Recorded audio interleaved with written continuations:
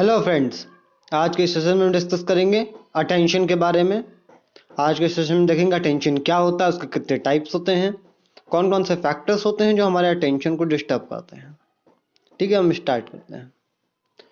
Definition: attention is defined as a process which compels the individual to select some particular stimulus according to his interest and attitude out of the multiplicity of stimuli present in the environment। Attention का मतलब होता है वो process जिसमें एक individual environment में present कई सारे स्टिमुलस में से कुछ सेलेक्टिव स्टिमुलस को अपने इंटरेस्ट और एटीट्यूड के अकॉर्डिंग सेलेक्ट करता है, उसे हम बोलते हैं अटेंशन। अटेंशन का मतलब होता है किसी चीज पे फोकस करना। ठीक है, जैसे कि एक इंडिविजुअल है, वो किसी फैक्ट्री में जॉब करता है, उसको वर्क दिया गया है कि आपको जो वो एक फैक्ट्री में वर्क करता है जहाँ पे कार बनती है, तो उसे वहां पे कार में वर्क दिया गया है कि जो सीट्स लगती हैं उसे मशीन की हेल्प से फिट करना है कार्स में। अब उसका फोकस सिर्फ उस वर्क पे होगा। अब इन्वायरमेंट में उसके तो और भी सारे काम हो रहे हैं ना, उस कार के जो नट्स होते हैं वो टाइट हो रहे हैं, इंजन लगाया जा रहा है, और भी सारे काम, लेकिन उसका फोकस उसके काम पे होगा जो उसे दिया गया। तो उसके इन्वायरमेंट में बहुत सारे स्टिमुलस है, लेकिन उसको सेलेक्ट किया करना है अपने उसे सीट को फिट करने में। ठीक, ये होता है हमारा अटेंशन। अटेंशन का मतलब होता है वो प्रोसेस जिसमें इंडिविजुअल अपने सराउंडिंग में प्रेजेंट स्टिमुलाइज कई स्टिमुलाइज में से एक स्टिमुलाई पे फोकस करता है, उसे सेलेक्ट करता है। ठीक है, उसे हम बोलते हैं अटेंशन। टाइप्स: सबसे पहला हमारा टाइप्स में आएगा voluntary attention. Voluntary attention demands a conscious effort on our part. Voluntary attention का मतलब होता है जिस चीज पे हम खुद अटेंशन देते हैं, जिस पे हम अपनी कॉन्शियस एफर्ट, अपनी कॉन्शियस माइंड को कॉन्शियसली दे रहे हैं। ठीक है, वो जैसे कि किसी प्रॉब्लम को सॉल्व करना, किसी की बातें बैठ के ध्यान से सुनना, ये होता है हमारा वॉलेंट्री अटेंशन। हम देखते हैं वॉलेंट्री अटेंशन के कुछ टाइप्स होते हैं। सबसे पहला implicit volitional attention. A single act of will is responsible for arousing attention. Example: teacher gives homework and wants of punishment, this arouses his will. Implicit volitional attention का मतलब होता है यहाँ पे इंडिविजुअल जो भी वर्क, जो मतलब इंडिविजुअल अटेंशन किसी एक वर्क के लिए जिसका अटेंशन फोकस करेगा, वो एक कोई स्टिमुलाई होगा। जैसे कि टीचर ने बच्चों को होमवर्क दिया और उन्हें बोला कि अगर आप होमवर्क करके नहीं आओगे तो आपको पनिशमेंट मिलेगी।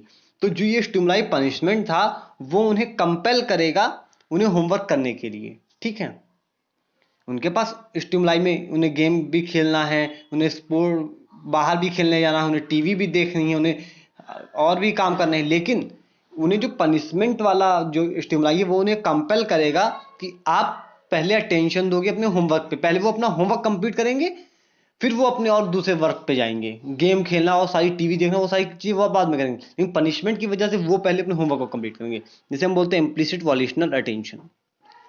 अगला आएगा explicit volitional attention. Attention is obtained by repeated act of will. One has to struggle hard for keeping oneself attentive. It requires a strong willpower, keen attention, and strong motives accomplishment of task. Explicit volitional attention का मतलब होता है यहाँ पे किसी एक चीज पे फोकस रखने के लिए इंडिविजुअल को रिपीटेड एक्ट चाहिए। उसी एक चीज को करने के लिए उसे मोटिवेट करना पड़ता है, कई सारे उसे मोटिव्स चाहिए कि वो उस चीज को कंप्लीट करे। जैसे कि स्टूडेंट्स एग्जाम के ड्यूरिंग अच्छे मार्क्स पाने के लिए अपनी स्टडीज को जो फोकस देते हैं वो, अब वहां पे ये होता है ना, जैसे मतलब बच्चे स्टार्टिंग मतलब सेशन शुरू हुआ, बच्चे सोचते अरे अभी एक साल है पढ़ लेंगे, फिर धीमे धीमे टाइम गया, 6 मंथ हो गए, अरे चलो अभी 6 मंथ है पढ़ लेंगे, फिर 1 महीना बचा, अरे 1 महीना अभी पढ़ लेंगे। तो ये हम उस चीज को बढ़ा रहे हैं, हम मतलब सही से हम अटेंशन नहीं दे रहे। यहाँ पे हमारे कई सारे मोटिव्स है, यहाँ पे हमें स्ट्रांग मोटिव चाहिए, हाँ नहीं वरना हम फेल हो जाएंगे, हमें पढ़ना है। आज जब 1-2 दिन बचेगा तब बच्चे को अंदर आएगा कि हाँ हम फेल हो जाएंगे, हमें पढ़ना पड़ेगा वरना हमें मार्क्स नहीं आएंगे, तब वो वहां पे पढ़ना चालू करेगा। ठीक, ये हमारा होता है एक्सप्लिसिट वॉल्यूशनल अटेंशन। मतलब कई सारे हमारे मोटिव्स होने चाहिए, स्टिमुलाई जो उसको कंपेल करेंगे उस बिहेवियर को अडेप्ट करने के लिए। ठीक है, दूसरा हमारा आएगा involuntary attention. This type of attention arouse without the play of will और without making a conscious effort on our part.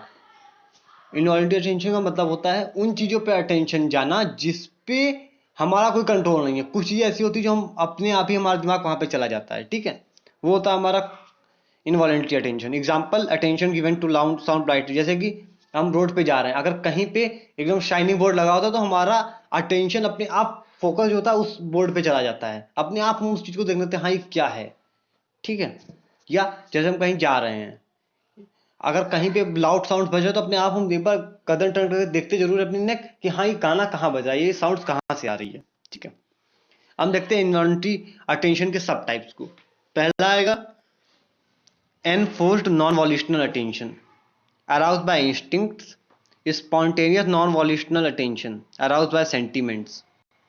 मतलब कि हमारा जो एनफोर्स्ड होता है, मतलब ये हम जो इंस्टिंक्ट्स होते हैं उनसे ये हमारा इनवॉलंटरी अटेंशन प्रोड्यूस होता है। जो स्पॉन्टेनियस होता है ये हमारा जो हमारे सेंटिमेंट मतलब हमारे जो ऑब्जेक्ट्स होते हैं या कुछ आइडियाज की वजह से ये अटेंशन जनरेट होता है, ठीक है।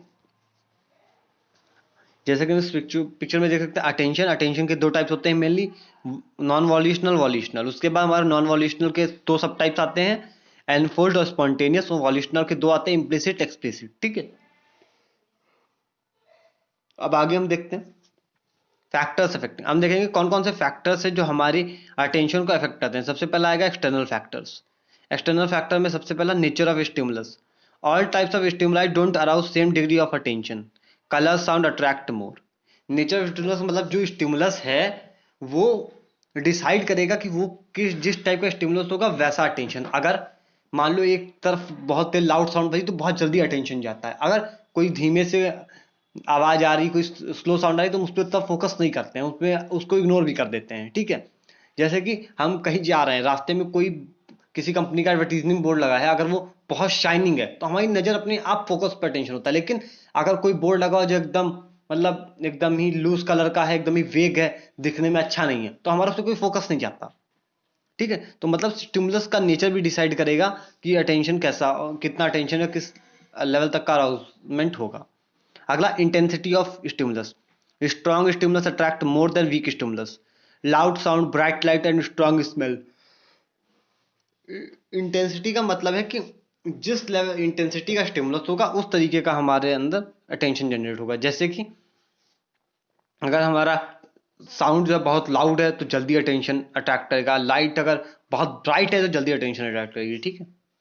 अगला आएगा size of stimulus. Big size stimulus attract more attention than small size stimulus. मतलब कि स्टिमुलस का साइज भी एक फैक्टर है जो हमारा अटेंशन को अट्रैक्ट करने में डिपेंड करेगा। अब जैसे कि हम समझ सकते हैं, अगर हमें किसी कंपनी का रोड पे पैम्पलेट पड़ा हो, हम उसको उतना ध्यान नहीं देंगे, लेकिन अगर उसी कंपनी का सेम बहुत बड़ा सा शाइनिंग बोर्ड लगा हो, एडवर्टीजमेंट बोर्ड, उस पर हम तुरंत अपना फोकस अटेन करेंगे, ठीक है। तो ये हमारा साइज डिफर करेगा। Contrast, change and novelty.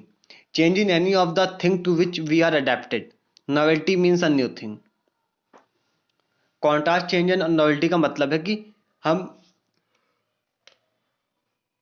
अगर जिस चीज को हम नॉर्मली फॉलो कर रहे हैं, जो हमारा नॉर्मल, जैसे हम कोई रास्ता है, हम किसी रास्ते पे रोज जाते आते, अगर उस रास्ते पे कोई भी नई कंपनी, किसी भी नई कंपनी के एडवर्टीजमेंट का बोर्ड लगा हो, वहां पे कोई भी चेंजेस आएगा तुरंत हम उस चीज को हमारा अटेंशन वहां पे जाएगा, ठीक है। और नॉवेल्टी का हमारा मतलब होता है नई चीजें, मतलब कि हमारा अगर कोई भी नई चीज हमारी डेली लाइफ से चेंज हो रही है तो उस पर हमारा अटेंशन अपने आप जाता है, ठीक है।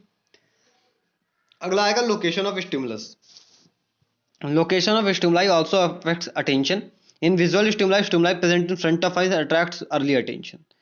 Location of stimulus का मतलब है कि स्टिमुलस की किस जगह पर प्रेजेंट है वो भी डिसाइड करेगा कि उस पर कितना अटेंशन हमारा जाएगा। जैसे कि कोई चीज हमें देखने वाली है, जैसे मान लो हम कहीं जा रहे हैं, ठीक है, तो जो चीज सामने हमारे प्रेजेंट सेंटर ऑफ विजन में पड़ेगी वो हम जल्दी, लेकिन जो चीजें साइड में बिल्डिंग्स वगैरह आ रही हैं हम उन पर उतना फोकस नहीं करेंगे, हमें उतना नहीं ध्यान होगा, लेकिन हमारे सेंटर में क्या क्या चीजें पड़ी वो हम बता सकते हैं, ठीक है। ये हमारा होता है लोकेशन ऑफ स्टिमुलस। अगला हम देखते हैं repetition of stimulus. A repeated stimulus attracts more attention. We ignore stimuli firstly, but on repetition it get attention.